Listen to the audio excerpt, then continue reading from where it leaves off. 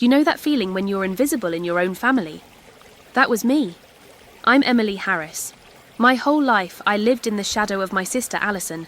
She was the golden girl, the straight A student, the homecoming queen, the one Mum always introduced first and hugged a little tighter.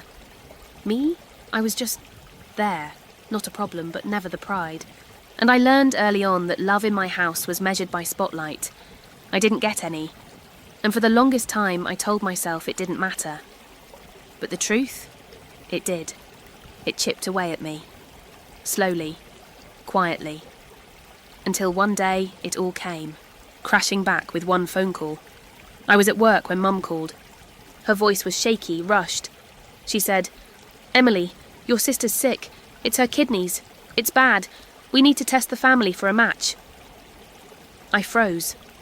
Not because I was worried, but because part of me whispered, "They only call you when they need something." Still, I agreed. Of course I did, because even after everything, I still cared. I still hoped for some kind of connection. Maybe this was it. Maybe this was the moment they'd finally see me. The hospital visit felt clinical, cold. The nurse didn't even look me in the eyes when drawing blood, just another name on the clipboard.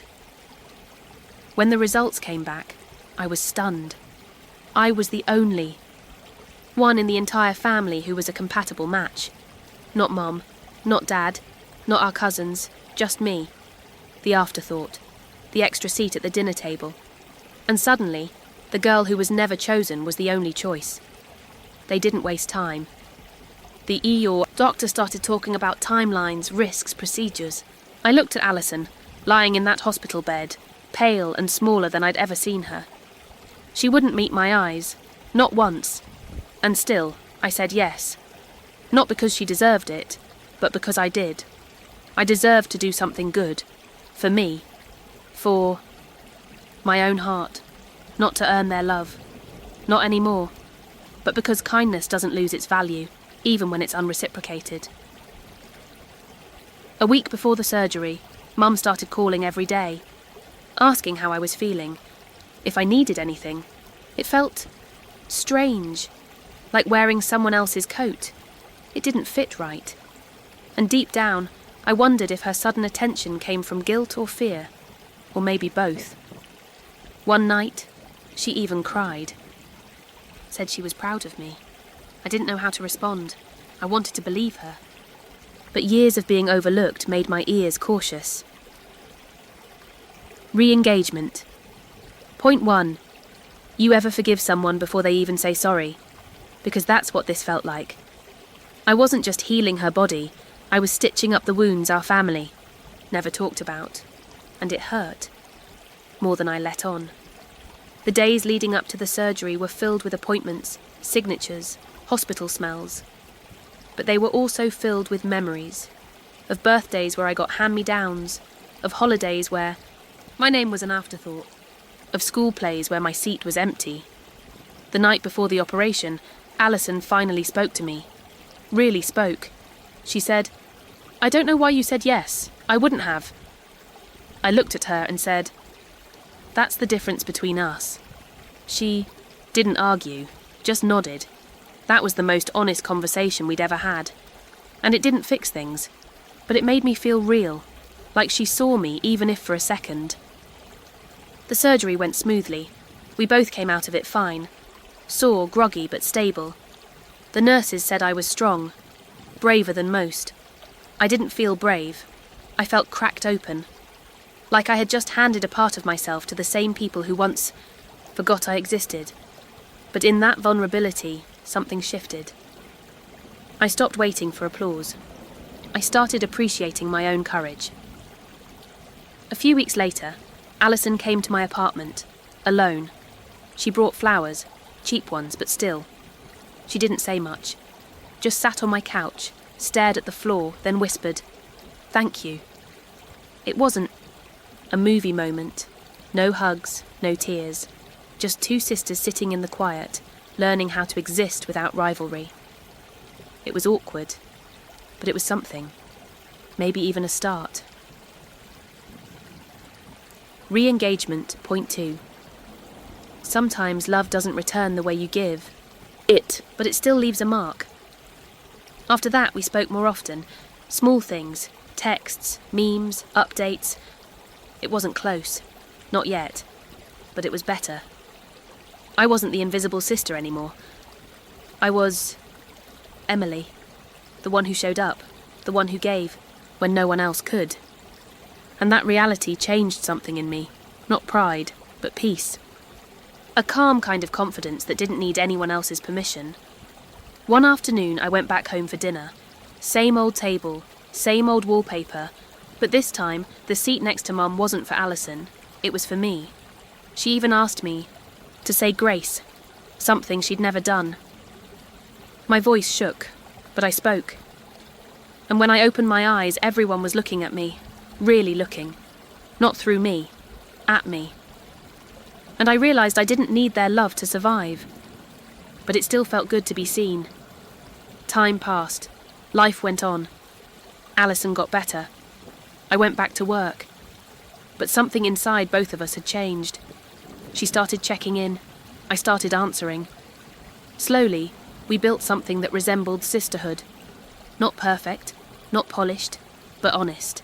And honestly, that was enough. Re-engagement. Point 3. The people who once ignored you might one day depend on your grace. I didn't do it for redemption. I did it for freedom.